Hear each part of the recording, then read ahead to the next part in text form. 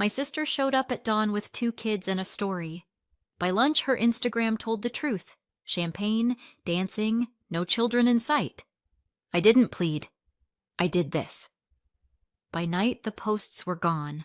Relatives whispered, and she pounded my door saying I'd started a disaster. My sister's name is Sabrina, and for most of my life, she's been a source of stress. We've never gotten along. Sabrina is manipulative, craves attention, and often acts like the world owes her. She was born premature, and from the very start that turned into a constant worry for our parents. Mom and Dad felt she had to be protected more than usual. Unfortunately, in the shadow of that hyper care for my sister, I often felt forgotten. My parents could miss my school plays, my basketball games, and sometimes even forget to pick me up after events. Birthdays were the most painful subject from childhood on. Sabrina got sweet, thoughtful gifts, the exact things she wanted. I got "You'll grow into it" books or plush bears I didn't need. Year after year, it reminded me, in our family, I wasn't the center of the universe. I might have found a way to live with the unfairness from our parents, but Sabrina took everything to a new level, enjoying their favoritism and using it against me. Once, for example, she tore my favorite dress while I was sleeping, just because the boy she liked had asked me out, not her. I cried from anger and hurt. It was my only fancy dress, bought specifically for a school party. When I told our parents, they scolded her, briefly, half-heartedly, but once Sabrina played the victim, burst into tears and said she had called dibs on that boy first, the whole tone changed. They suggested that from then on, I not pay attention to boys who already interest your sister, so as not to hurt her feelings. It was brutally unfair. I didn't choose who looked at whom, and I certainly wasn't obligated to live by her rules. There was also the amusement park episode. For months, I begged my parents to take me to Six Flags Great America for my birthday, the park in Gurnee, outside Chicago. My parents almost agreed, until Sabrina announced she wanted to go there too, but for her birthday, which came before mine. In the end, she went, barely rode anything, didn't even try half the rides, and when my birthday came around, I was told, "There's no point going to Six Flags twice in 1 year." They took me to the same old restaurant we always went to. I sat with a slice of cake and thought how, in our family, joy was allotted from a list where my name wasn't at the top. As we got older, Sabrina only sharpened her methods. She loved compliments that made me feel worse. "Your face looks better with glasses." "You like that boy? I thought you were into girls." In public, she was sweet and helpful. In private, she was my worst nightmare. Sometimes she could be gentle and attentive, but only if she needed something. Once she got what she wanted, she ignored me or started to snipe. When I was 17, I had my first boyfriend. Sabrina worked hard to seed doubt in me. "He's too handsome for you. He'll dump you. Better dump him first."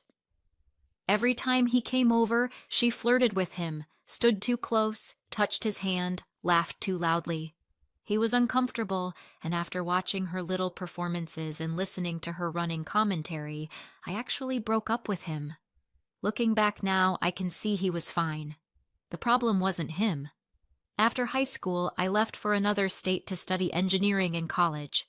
I came home to Illinois, outside Chicago, for the holidays, and every time dove back into the same toxic atmosphere. Thin mockery, sharp asides, the way parts got doled out around Sabrina. At 25, my sister met her future husband, Kyle, and 2 years later they announced their engagement. Honestly, we were surprised. We knew she'd had other romances going at the same time. But we were happy anyway.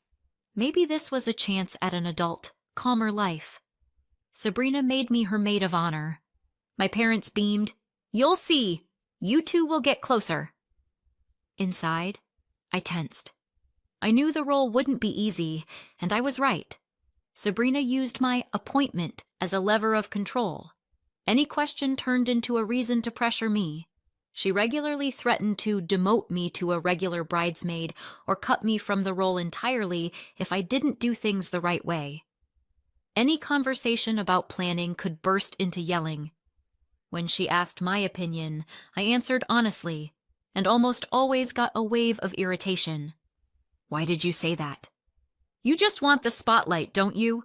Are you even listening to me?" At some point I went quiet, simply not to trigger another explosion. Once, at a family lunch, I carefully asked whether the maid of honor would have a separate dress, just to understand her vision. Sabrina flared up immediately. "Of course you want a dress so everyone looks at you." Then the talk turned to lodging for the guests. My mom noted it might be smart to reserve an Airbnb in advance. I nodded. Made sense. Sabrina snapped. "We already discussed it with Kyle. It's going to be hotels." "Before you agree with anyone's suggestions, you check with me. You're my maid of honor. Basically, you work for me." I fell silent. I tried to steer the conversation to neutral ground. Pointless. She kept saying I was creating bad vibes. My mom tried to step in, but Sabrina cut her off.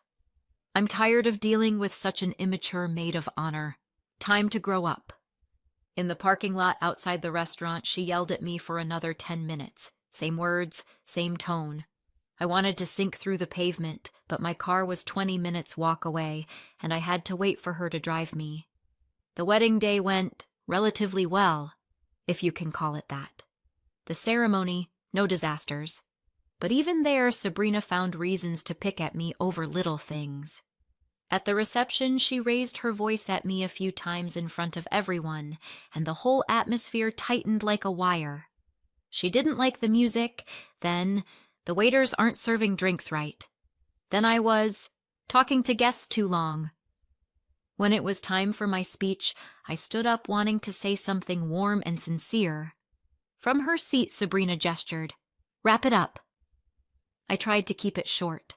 Later that night, she said I had brought up the wrong childhood details and deliberately made her look bad in front of Kyle's family. I was crushed. Everyone else had liked the speech, and my parents hadn't said one critical word. Staring at myself in the hotel mirror, I thought, how did I end up here? Guilty by default again? The next morning, once the wedding noise had settled, a simple truth finally landed. The anxiety of the last months was huge, not because weddings are stressful in general, but because everything once again orbited Sabrina.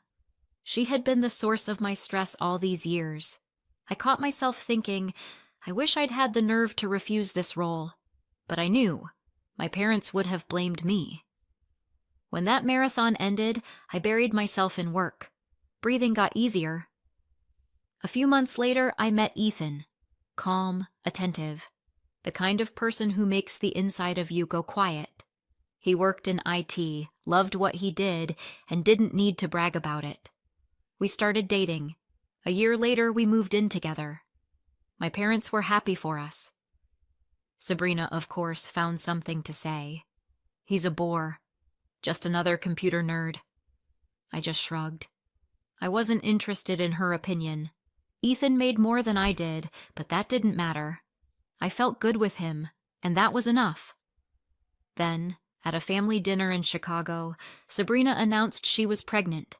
You'd think that had nothing to do with me. But right after her, "We have good news" came. "I can't wait for you to be an aunt. It's going to be such a help." It sounded like a plan made without me. Sabrina is an adult, with a husband and parents, but somehow she appointed me nanny by default. I had never lived with children, had no experience, and I hadn't signed up to be the on-call sister who drops everything at a snap of the fingers. Still, I kept quiet. In our family, silence often passed for the best way to keep the peace. And yet something in me was already shifting. I needed to learn to say no, even if the answer earned me bad again. And then, sometime later, came that very emergency that started the story of kids on my doorstep. But that's another chapter. What mattered by then was this. On the map of my life, there was Chicago, the suburbs, a college in another state, my first place on my own, and a red thread ran through every point. Sabrina, with her habit of putting herself at the center and acting like everyone else was there to support her plot.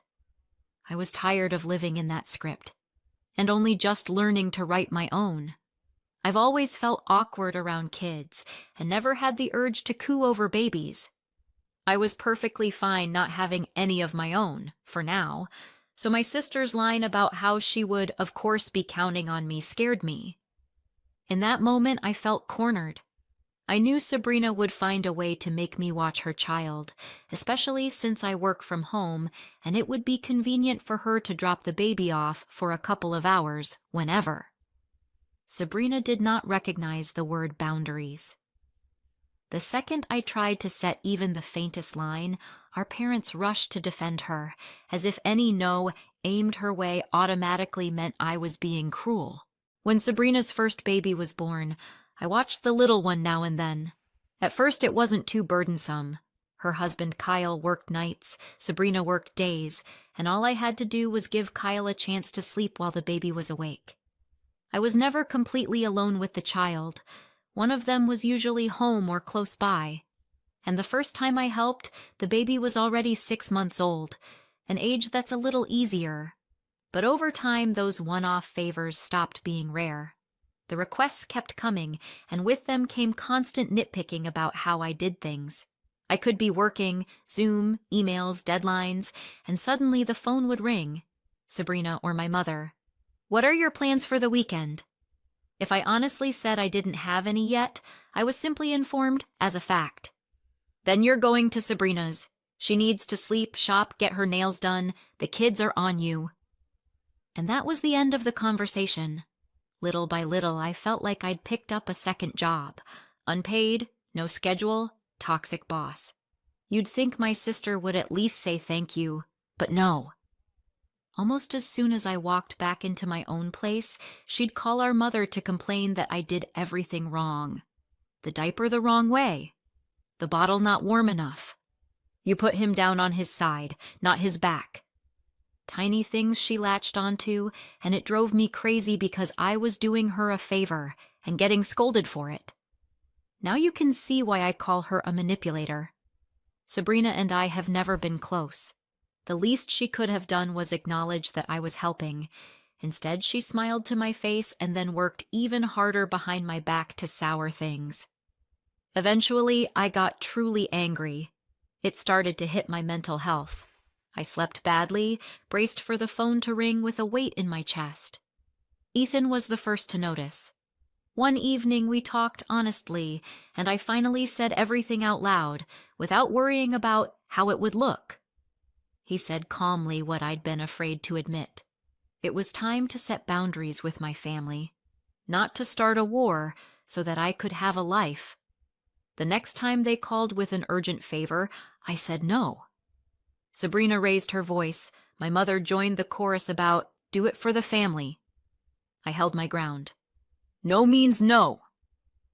A lot of unpleasant words were said, and in the end I told them both to go to hell. It wasn't pretty, but otherwise they simply didn't hear me.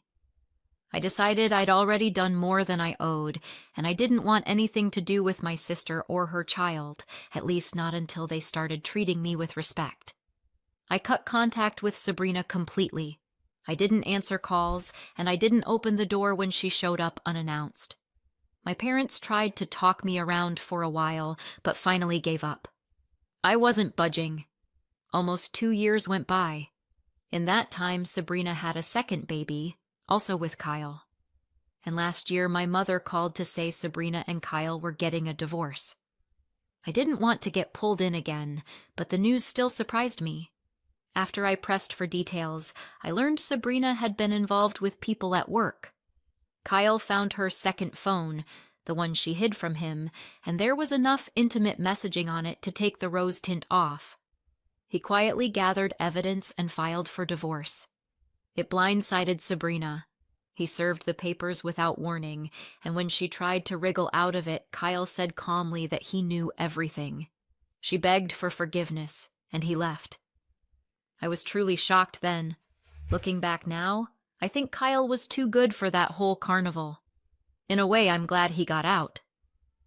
After the divorce, Sabrina moved back in with our parents, in that same house in the Chicago suburbs. From them, I heard the same refrain. She disappeared at night, stumbled home at dawn smelling of alcohol. She was late to work until they fired her, and the worse things got, the more she drank. While Sabrina found herself, our parents had to carry her kids. It went on for months. Meanwhile, my life kept its own pace. Ethan and I got a dog, signed a mortgage, and slowly moved into our place. An ordinary corner of Cook County, quiet streets, those neighborhood lamps with snow hanging from them in neat fringe. We talked about a wedding, no rush, just steady in the knowledge we're a team. I wanted the housewarming small, but we still had to invite my parents. Unfortunately, they didn't come alone. They brought Sabrina and her kids without telling me. Seeing her on my doorstep lit a fuse, but I wasn't going to make a scene. Guests, music, the table, the smell of baking from the kitchen. Ethan, like always, welcomed everyone, offered drinks. I looked at my parents, and my look probably said everything. My dad came over first, embarrassed, and admitted he hadn't wanted to bring Sabrina, but my mom really hoped we would reconcile and decided this was the perfect moment. Sabrina loudly told the kids to go hug your aunt, because I'm family, right? I gave a tight smile while they wrapped their arms around me. My chest still pricked. Then Sabrina delivered a little lecture about how an aunt should be more involved, because the kids barely recognize me and I ought to try harder. I clenched my teeth so I wouldn't say something I'd regret in front of everyone. All evening I noticed Sabrina barely put her glass down, wine after wine, and not a single word to the kids. And the kids, to be honest, had total free rein. They chased our dog through the house, tried to kick her or yank her tail. They pushed at our bedroom door even though I'd closed it on purpose. They managed to break a vase on the way, just playing tag. I was at my limit. I kept watching Sabrina, waiting to see if she would say anything. Anything at all. Nothing. She laughed and chatted as if there weren't children in the house. When guests asked for a tour, Sabrina of course joined the group. I showed the guest room, the study with our desk and shelves of books, and when we stepped out to the backyard, she declared, loud enough for all to hear, "This place is too big for just two," and immediately asked, right there, when we were finally planning kids. Conversations snapped toward me. People looked, some with awkward smiles. I shut it down. "That's not your business."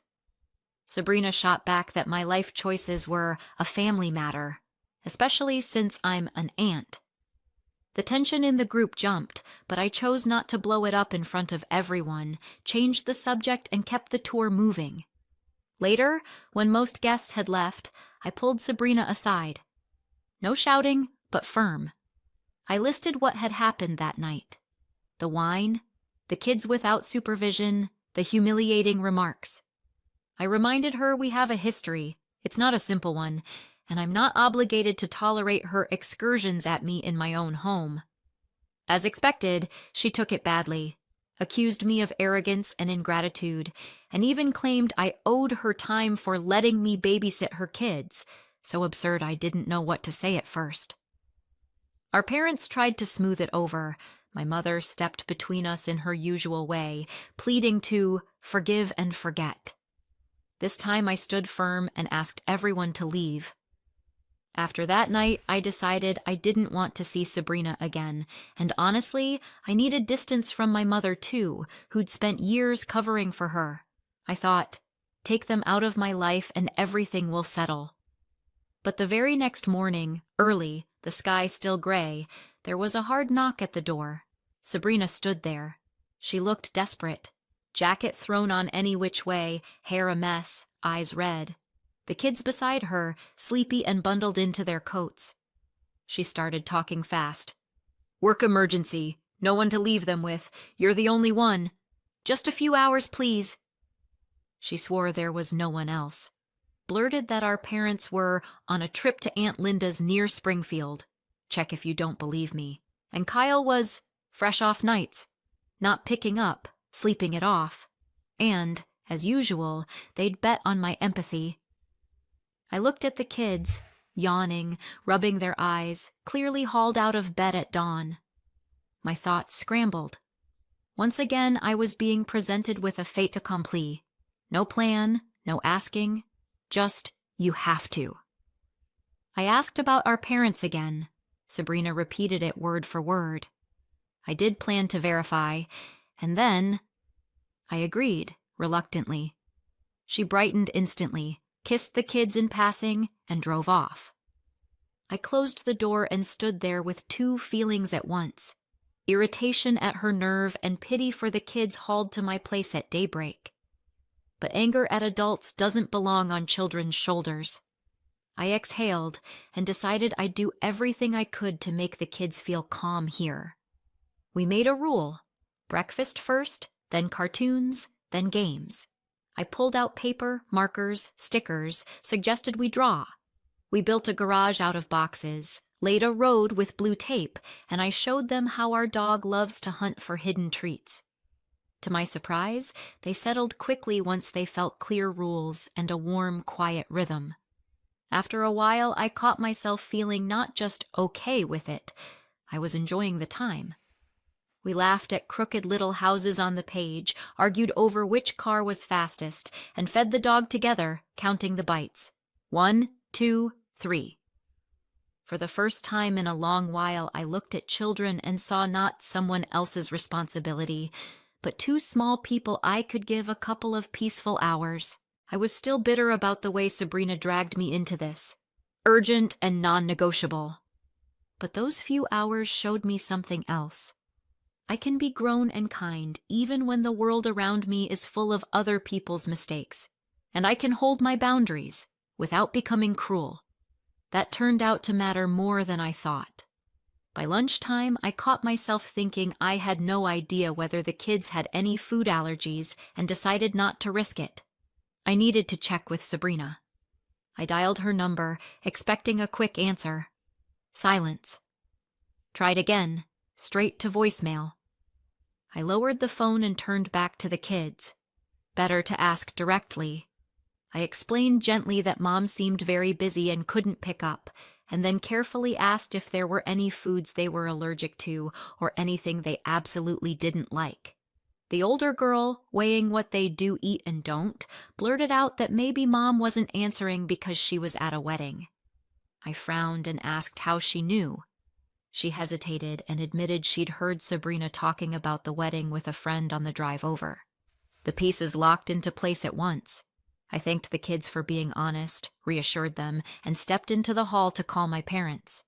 The conversation dragged. My mother dodged, said, "Sabrina has hard days too. She's only human," and only after a long push finally admitted it.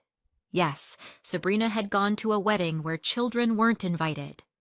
She went with a new boyfriend who, it turned out, didn't even know she had 2 kids. My mother tried to justify it with, men don't like women with children, and Sabrina didn't want to scare him off right away. Heat flashed through me.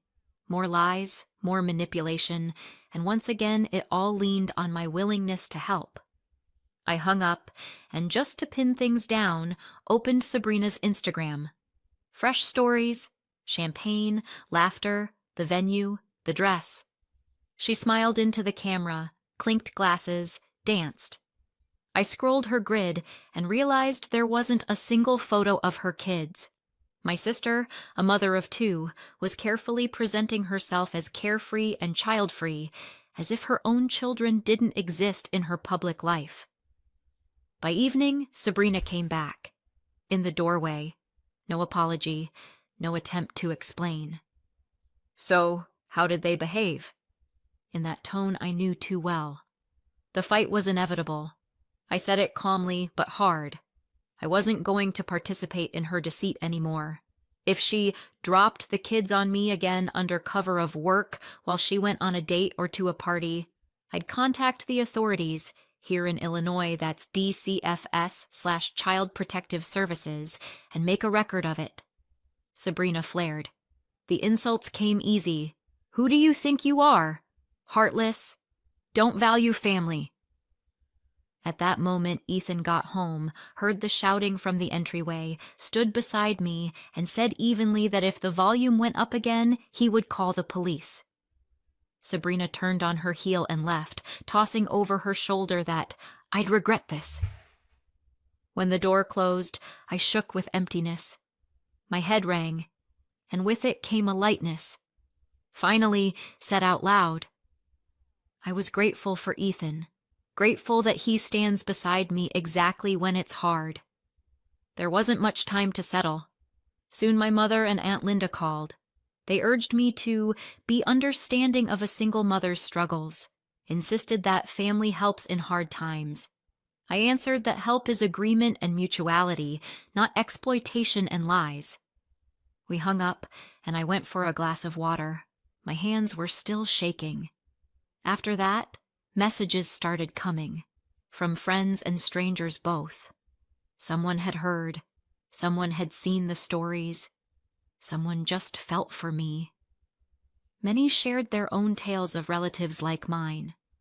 Reading them, I finally saw what I'd been afraid to name. For years, my mother had sustained a family script in which Sabrina was forgiven everything, and my boundaries were optional. Even now, instead of saying this isn't okay, she was searching for excuses. I decided to talk to my mother seriously. Before that, I called Aunt Linda. I wanted her side. Turned out Mom hadn't told her the whole truth. I had to fill in the gaps. Linda apologized and said she'd speak with my mother. What followed I sadly predicted. Soon Mom texted to scold me for dragging your aunt into our business and making your sister look bad. I was tired of it, but I understood. I couldn't keep running in circles. Things had to be set straight face to face. About 2 weeks went by. Despite my distance from Sabrina, the family tension only grew. My mother kept insisting I forgive and come back. Pushed me again to watch the kids at least sometimes, and even tried an emotional squeeze. She and Dad were getting older, and soon Sabrina will be your only family. I suggested we meet one-on-one and asked her in advance not to steer the talk toward saving my sister. We sat in a quiet cafe on the north side and ordered tea. I took a long breath and said this. I love her and Dad and want a relationship with them, but my emotional health is not small change for family diplomacy. I explained how deeply Sabrina's years of manipulation had hurt me, and that Mom and Dad had seen it but looked away. I told her how often I'd been ignored, used, bent, and how all of it packed itself into a steady anxiety inside me. Mom listened, and her face moved from guilt to a kind of soft understanding. Then she went quiet and said a thing I didn't expect to hear. She had always known what Sabrina was like, but pretended not to. When she was born premature, I was terrified, Mom said. And I thanked heaven every day that she was alive. I forgave everything, because in my head there was only one line. Let everything be okay. Something very old clicked inside me. I'm your child too, I said. And I needed you too. It isn't my fault I was born healthy.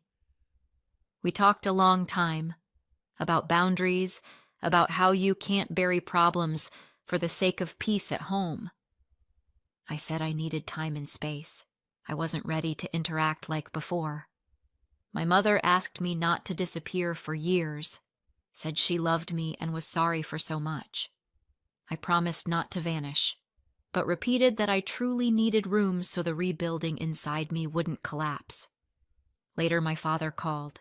He said he understood my decision, that he was sorry he'd not seen the obvious for so long, and that he was always ready to support me.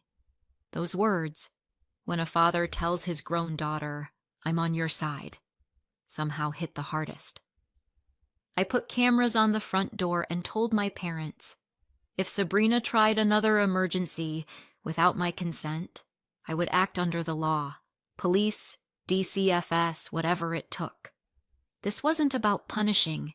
It was about protecting the children and my life.